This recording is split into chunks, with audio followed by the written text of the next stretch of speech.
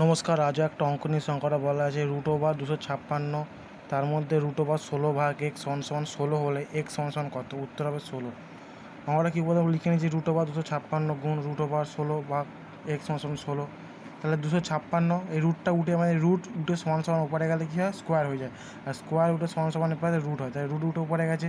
তাহলে 16 স্কোয়ার যেটা 256 √16 তো 56 √16 256 হবে, কারণ 16 স্কোয়ার 256, 2 গুণ হয়ে 256 হয়েছে।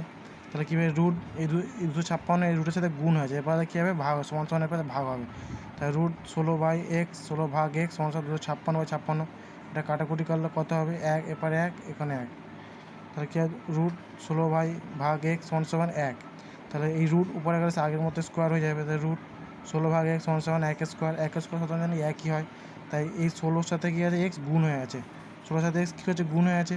তাই এবার গুণ থাকলে তাহলে 16-র সাথে এক্স কী হয়েছে? ভাগ হয়ে আছে, ভাগ। এবার কী হচ্ছে? এটা গুণ হবে, এটা ভাগ হয়ে আছে। তো ভাগ থেকে এবার গুণ থেকে এবারে গেলে ভাগ হয়, তারা ভাগ থেকে এবারে গেলে গুণ হবে।